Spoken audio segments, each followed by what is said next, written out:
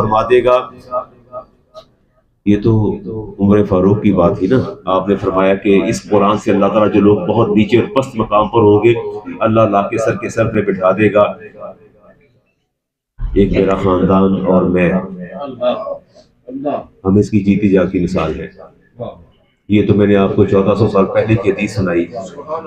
مجھے آج بھی وہ دن یاد ہے کہ میں اپنی دادی جان کے ساتھ گاؤں جایا کرتا تھا تو بھینسیں چلایا کرتا تھا. بھینسیں لے کے باہر نکل جاتے تھے ہم.